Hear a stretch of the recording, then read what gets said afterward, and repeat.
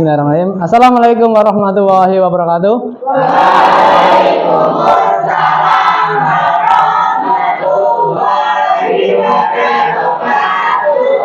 Gimana kabar kalian hari ini?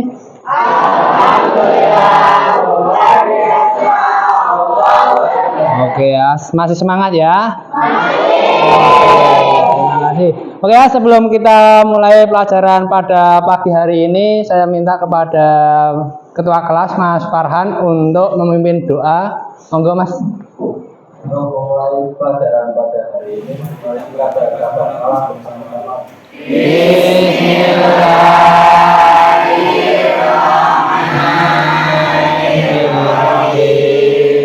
Oke, terima kasih ya. Sebelumnya saya akan absen terlebih dahulu ya untuk mengetahui siapa yang hari ini tidak berangkat ya. Mulai dari Mas Ahmad Didi Kurafi ada? Hadir, oke. Amilatul Husna hadir. Asfia hadir. Aska Natasha ada? Hadir, oke. Cintami hadir. Dinda Olka, Eka, Farhan, oke. Fatma, Fitriani, Ica, Ina, Isudin Kahwit, Carmila, Listiana, M Andika, Rizky Andika, Maya, Rafael, Naila, Nila. Nila ada ya? Nila ada ya? Nila ada. Elva, Raffi ada ya? Raisa, Rizky Amelia, Salsa, Sari Safitri, Pira Ayu, Zaitunisa, Zahra. Oke ya, untuk hari ini berangkat semua ya, alhamdulillah ya. Oke ya. Untuk pelajaran kali ini ada yang sudah tahu mengenai babnya apa? Belum ya. Untuk pertemuan kali ini nanti kita akan membahas mengenai teks prosedur ya. Teks prosedur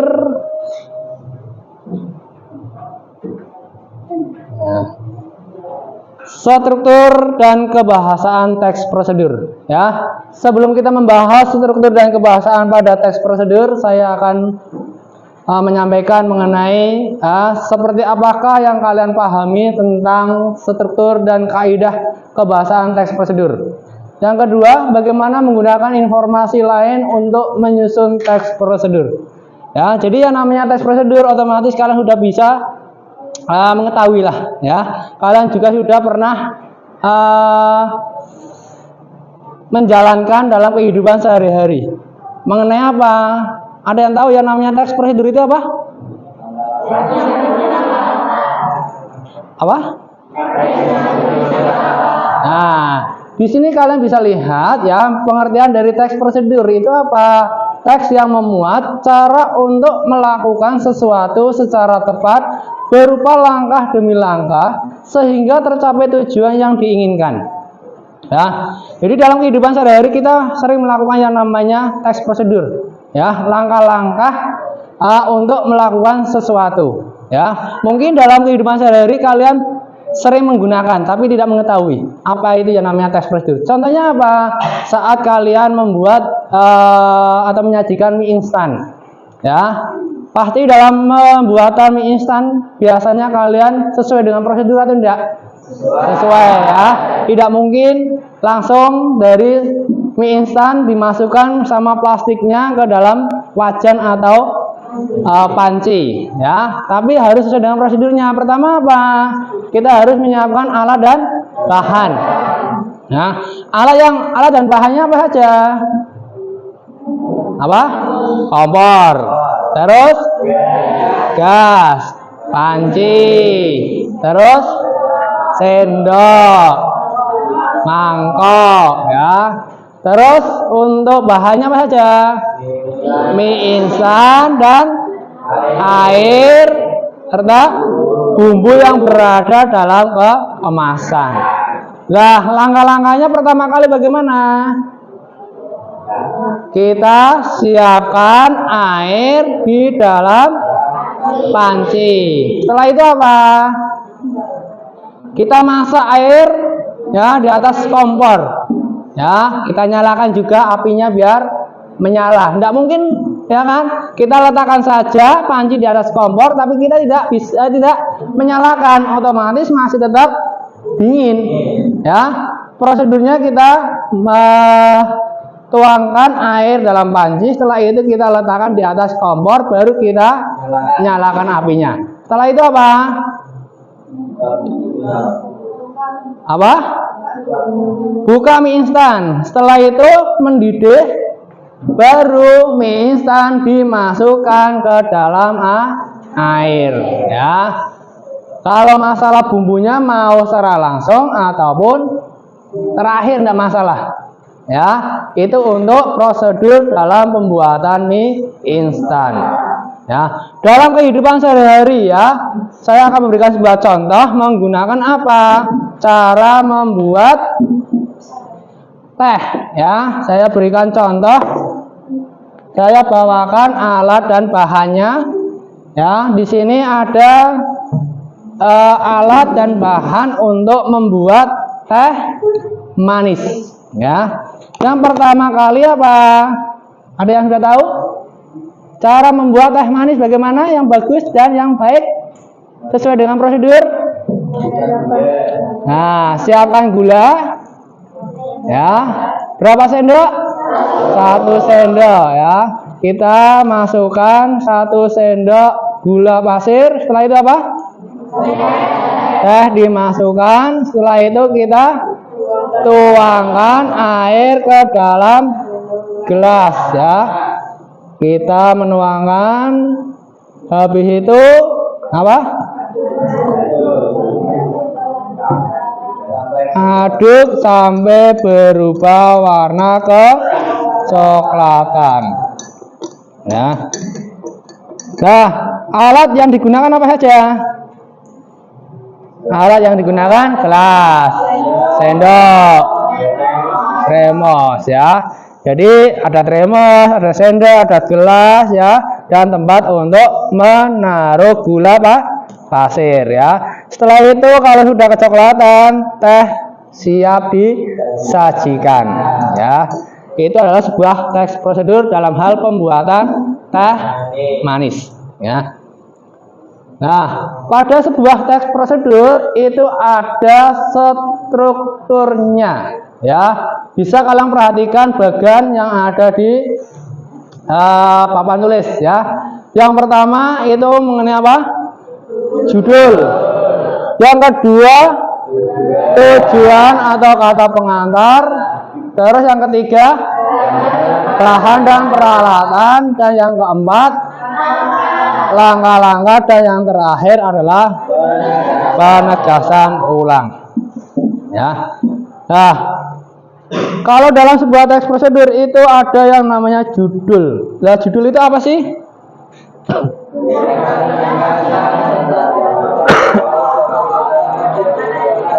Nah, ringkasan singkat yang menggambarkan isi pokok atau topik utama dari suatu teks ya. Jadi yang namanya judul itu pasti wajib ada ya, tidak mungkin tidak ya. Kalau seandainya kalian membuat sebuah prosedur yang lain ya, yang lain contoh teks prosedur pembuatan SKCK ya, yang harus kalian perhatikan apa saja?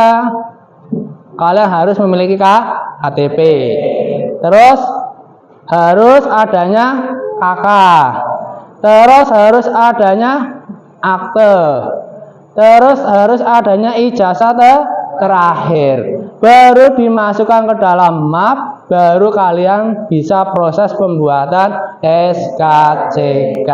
Di situ judulnya apa? Prosedur pembuatan SKCK. Gitu ya. Terus yang kedua, tujuan atau kata pengantar. Di sini merupakan pengantar tentang topik yang akan dijelaskan dalam sebuah teks. Ya, tujuannya apa sih? Ya. Jadi kalau dalam hal pembuatan SKCK tujuannya untuk apa? Ya, bahwa SKCK di sini itu berfungsi atau berguna untuk syarat atau lampiran pada waktu melamar pekerjaan. Ya. Terus bahan dan peralatan rincian bahan dan alat yang digunakan dalam proses produksi. Tadi semacam kayak pembuatan teh, ya. Ada alat dan bahannya, ada gelas, ada sendok, ada tempat untuk air hangat dan tempat untuk menaruh gula pasir, ya. Bahannya apa saja? Teh celup, ya, ataupun teh serbuk, ya. Masih banyak jenis teh yang lain, ya. Ada yang serbuk, ada yang celup, ya, yang biasa kita gunakan. Terus langkah-langkahnya yang tadi, ya, petunjuk yang disarankan kepada pembaca terkait dengan topik yang ditentukan, ya. Berupa apa langkah-langkahnya? Yang pertama, bagaimana langkahnya? Apakah harus airnya terlebih dahulu, ataupun gulanya terlebih dahulu, ataupun sendoknya terlebih dahulu harus dikudek-kudek atau diaduk-aduk, ya kan? Harus sesuai dengan prosedurnya. Yang pertama kali harus kalian masukkan gula pasir, ya, atau gulanya. Setelah itu apa? Tehnya, baru airnya. Setelah itu kita aduk, ya. Berapa kali? Nah, berapa kali? Nah, sampai kecoklatan, ya.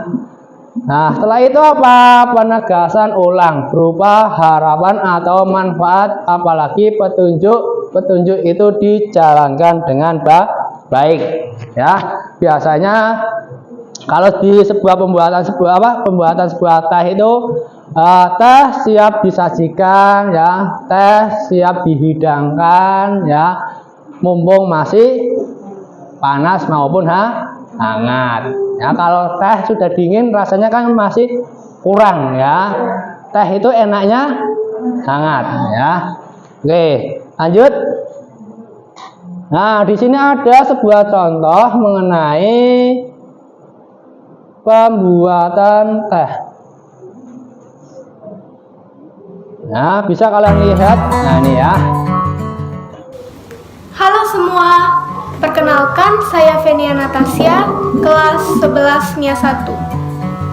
Saya akan mempraktikkan cara membuat teh hangat.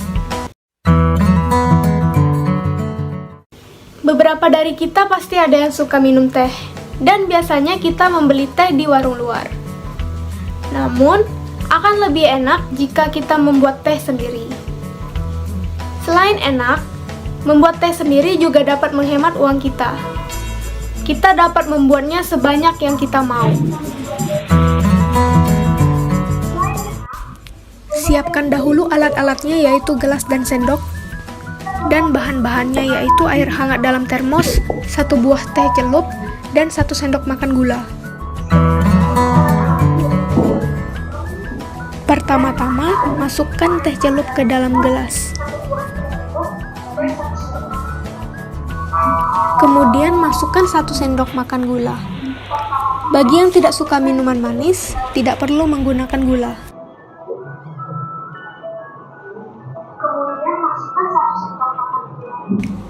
Selanjutnya, tuang air hangat ke dalam gelas dan aduk teh menggunakan sendok hingga berwarna kecoklatan. Selanjutnya, tuang air hangat ke dalam gelas dan aduk teh menggunakan sendok hingga berwarna kecoklatan. Setelah diaduk, maka kantong teh celup dapat dikeluarkan.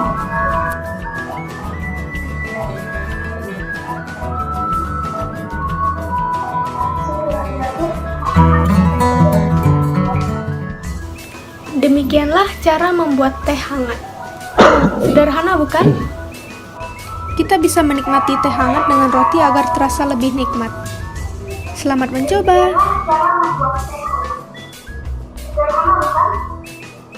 Kita bisa menikmati teh hangat dengan roti agar terasa lebih nikmat.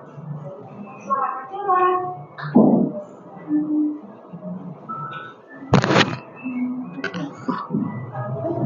Oke ya, dari video yang sudah kalian lihat ya mudah ya untuk pembuatan teh. Di sini ada yang belum bisa membuat teh manis? Nah, sudah bisa semua ya. Ya, alhamdulillah ya. Jadi langkah-langkahnya sangat mudah sekali. Ya, oke ya. Setelah itu ada di dalam suatu bab teks prosedur kita akan menganalisis kaidah kebahasaan teks prosedur. Ya. Jadi yang namanya kebahasaan teks prosedur itu ada berapa? 6 ya. Yang pertama apa? Kalimat imperatif. Kalimat imperatif itu apa? Kalimat perintah. Biasanya menggunakan kata apa? Kan, i, dan k. Contohnya apa?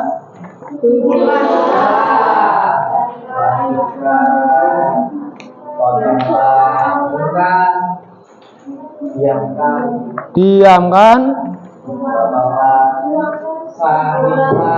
saringlah, diamkan, cucilah.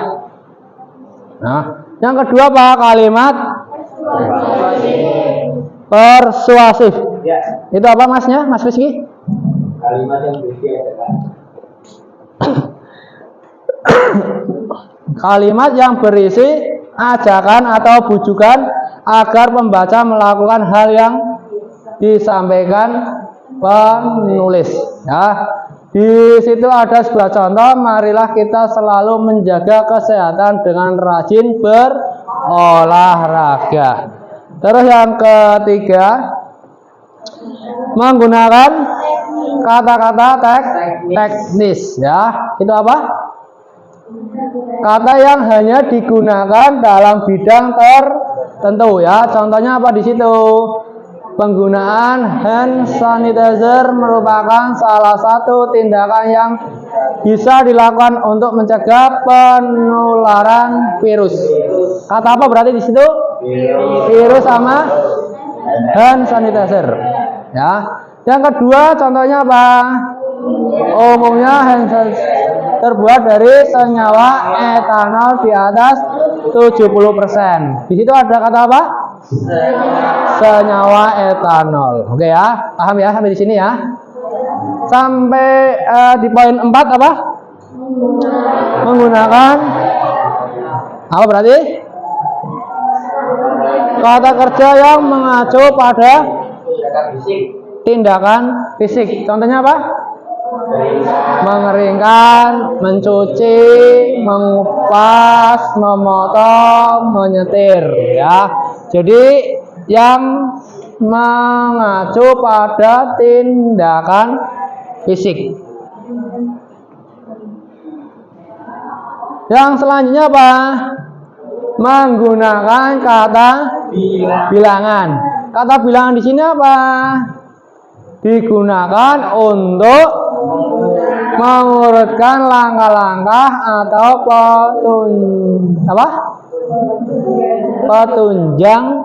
petunjuk ya, petunjuk kerja dalam teks prosedur. Kata bilangnya apa? Ada pertama, kedua, ketiga ya, dan seterusnya. Terus yang keenam itu adalah menggunakan konjungsi temporal. Apa itu? Kata penghubung yang menyatakan urutan waktu ya. Di situ ada kata selanjutnya tuang 50 gram daun sirih yang telah dipotong.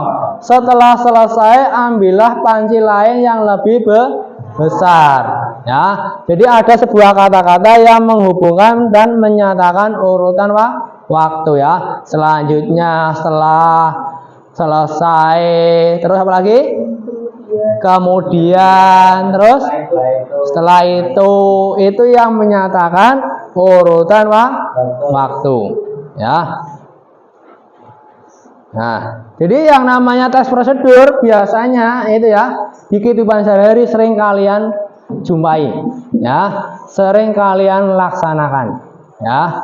Jadi ya namanya tes prosedur itu sangatlah mudah atau enggak sih? Ya, sangatlah mudah, ya. Jadi apapun harus sesuai dengan prosedur, seperti itu ya. Sampai di sini ada yang tanyakan? Oke, ya. Contoh lain penggunaan kalimat imperatif pada Contoh lain penggunaan kalimat imperatif. Nah, kalimat imperatif itu tadi apa? Kalimat perintah dan menggunakan kata kan, di. Nah, contoh yang lain apa? Ada yang tahu? Mungkin? Ada enggak? Yang lain?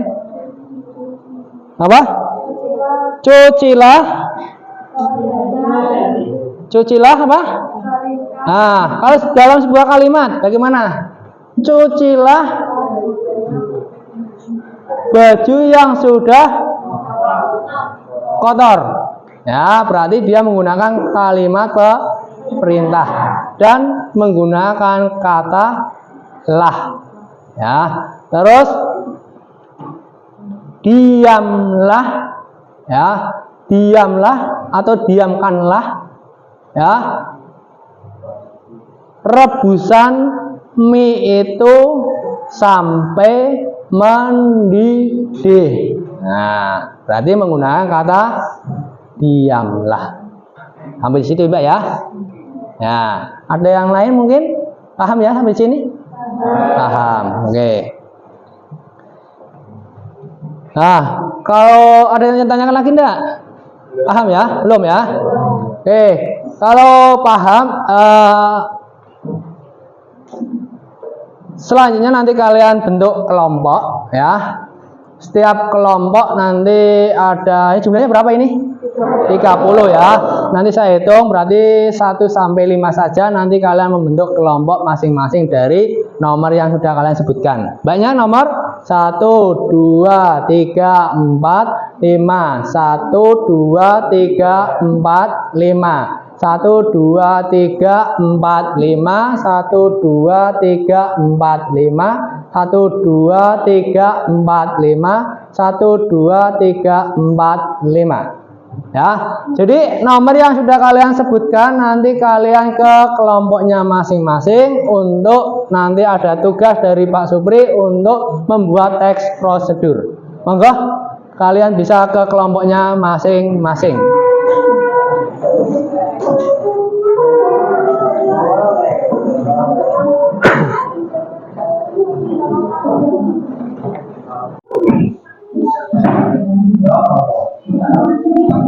Teh manis, teh manis ya? Nasi goreng mata sapi, ini banyak. Oke.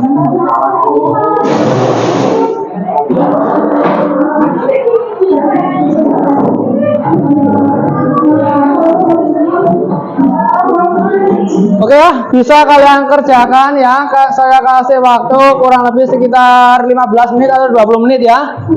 Nah, oke. Nanti kalau sudah 15 atau 20 menit saya panggil 2 kelompok yang nanti kalian maju presentasikan di depan ya untuk mempresentasikan mengenai teks prosedur ya. Kelompok 1 nanti membuat teks prosedur mengenai cara mematikan komputer dengan benar ya. Kelompok 2 cara membuat rak buku.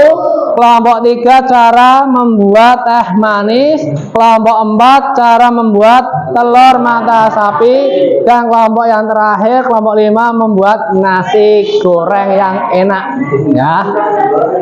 Oke ya, bisa mulai sekarang kalian kerjakan ya.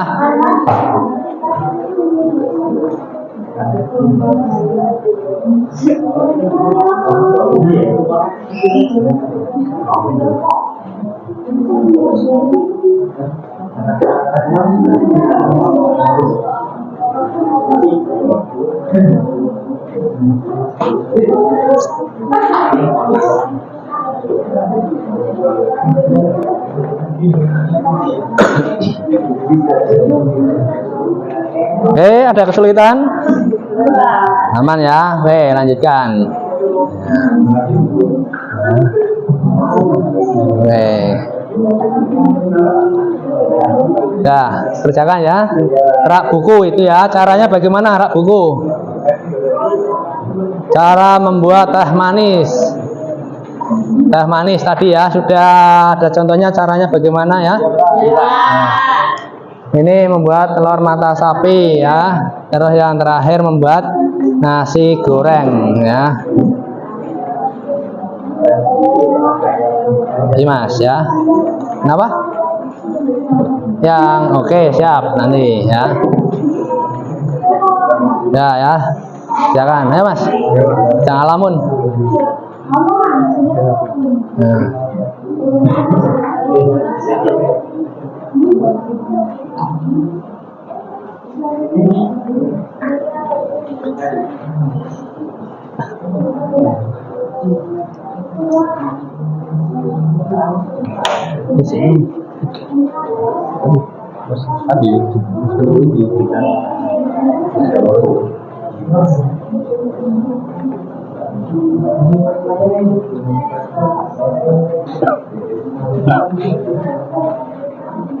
Jadi meskipun ya kalau lihat di sambungin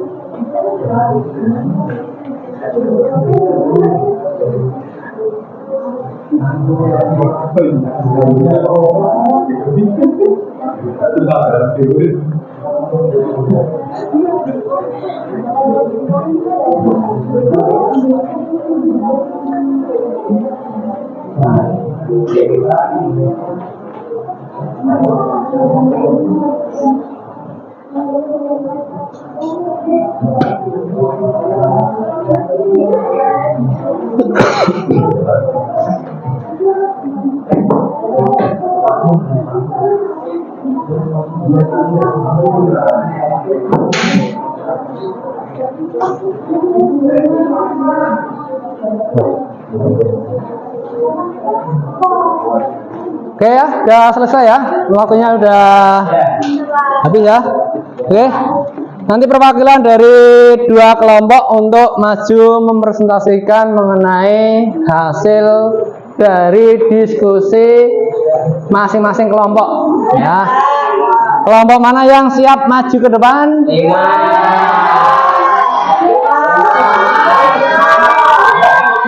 Dua atau lima?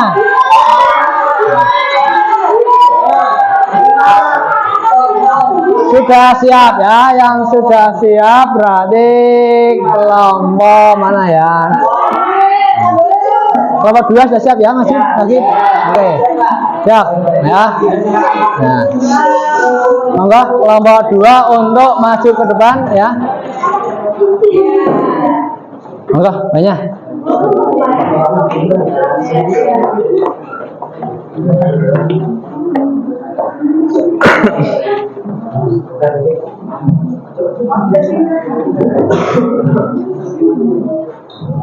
Ya, assalamualaikum warahmatullahi wabarakatuh. Waalaikumsalam warahmatullahi wabarakatuh. Sebelumnya isinya kami dari kelompok 2 untuk mempresentasikan bagaimana sih cara untuk membuat rak buku. Adapun tujuan kami untuk membuat rak buku itu untuk tempat berbagai buku agar tidak berantakan, kemudian agar rak buku yang dapat membangkitkan semangat dengan warna-warna yang cerah.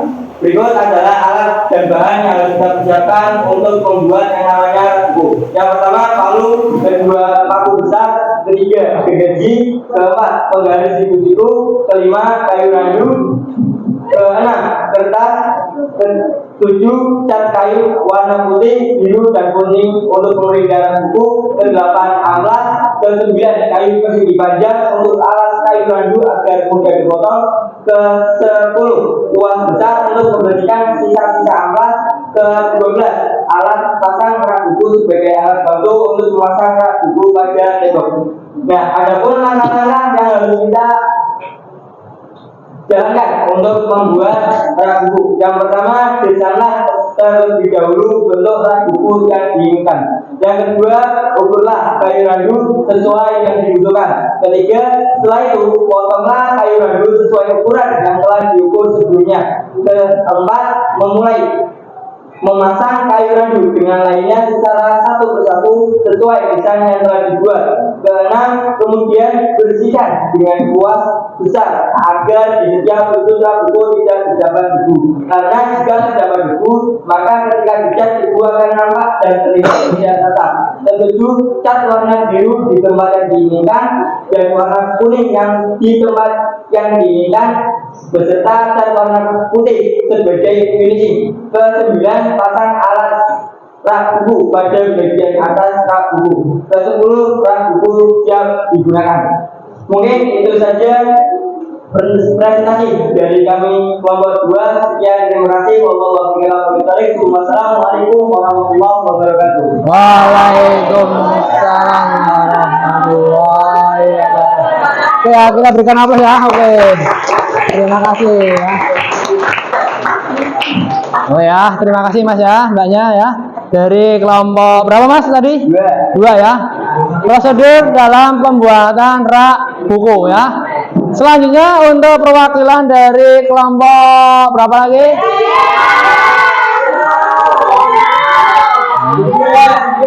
3 atau 4 ya Mas.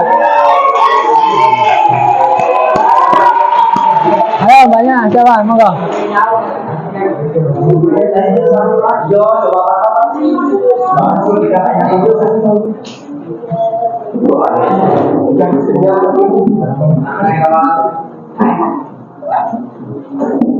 Kelompok 4 ya.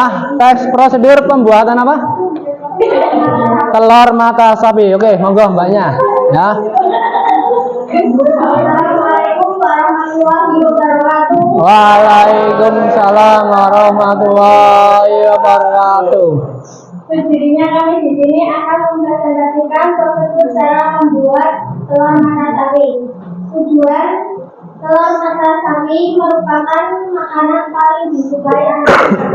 Biasanya telur mata sapi disajikan untuk sarapan dengan dipadukan beberapa sayur dan topping yang menarik. Inilah langkah membuat telur mata sapi untuk sang buah hati tercela. Bahan-bahannya ada 1 buah telur, 2 garam secukupnya, 3 mentega, 4 wortel. Alat pertama kompor, 2 teflon, 3 spatula, 4 piring dan pisau. Langkah-langkah 1. Pertama, siapkan bahan dan alat yang digunakan. 2. Meletakkan teflon di atas wajan. 3. Menyalakan kompor dengan api tidak terlalu besar. 4. Memasukkan mentega dalam teflon dan aduk hingga meleleh. 5. Mengambil telur dan pecahkan ke teflon. 6. Menambahkan garam secukupnya. 7. Apabila telur sudah matang, matikan kompor dan angkat teflon. 8. Tiriskan telur sampai menteganya hilang. 9. Meletakkan telur di atas piring. 10. Menambahkan topping wortel, potong wortel dengan pisau. 11. Meletakkan wortel di samping telur atau sesuai selera Anda. 12. Telur mata sapi siap dihidangkan. Sekian presentasi dari kami. Wassalamualaikum warahmatullahi wabarakatuh. Waalaikumsalam warahmatullahi wabarakatuh. Oke ya, kita. Oke ya. Ya, oke ya. Dari kelompok tadi ya, kelompok 2 ya sudah. Ya, kelompok 4 juga sudah ya, di mana kelompok 2 dan kelompok 4 tadi juga ada satu tujuan, yang kedua alat dan bahan, dan yang ketiga adalah penegasan ya. Jadi dalam bab tes prosedur yang sudah kalian buat tadi ya, nanti untuk kalian di rumah bisa kalian praktekkan ya. Entah tadi dari kelompok 1 apa tadi? Kelompok 1 apa? Nah, mematikan komputer dengan baik atau benar ya. Jadi jangan asal mematikan komputer, harus sesuai dengan prosedurnya. Kelompok 2 membuat cara rak buku ya. Yang kelompok 3 tadi apa? Cara membuat teh manis. Kelompok 4 tadi yang sudah dipresentasikan apa? Cara membuat telur mata sapi, dan yang terakhir cara membuat nasi goreng ya. Jadi sesuai dengan prosedurnya nanti kalian di rumah bisa mempraktekkan seperti itu ya. Mungkin ada masukan dari atau refleksi dari siswa? Saya Pak, Ya. Pembelajaran dengan menggunakan media PowerPoint dapat menunjukkan hasil yang positif. Kenapa? Karena saya sebagai seorang siswa yang tadinya dalam memahami materi itu sulit karena menggunakan metode ceramah, tapi dengan metode kali ini saya lebih cepat dalam memahami materi yang telah disampaikan. Oke, terima kasih ya. Jadi ya, kita dalam hal pembelajaran menggunakan PowerPoint seperti ini bisa mempermudah dalam hal kalian menangkap pelajaran ya.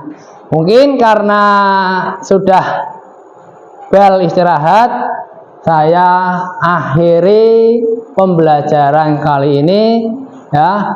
Saya ucapkan terima kasih. Kita akhiri dengan bacaan hamdalah bersama-sama. Alhamdulillahirabbil alamin. Ya, kita jumpa lagi di hari Selasa yang akan datang. Terima kasih. Wassalamualaikum warahmatullahi wabarakatuh.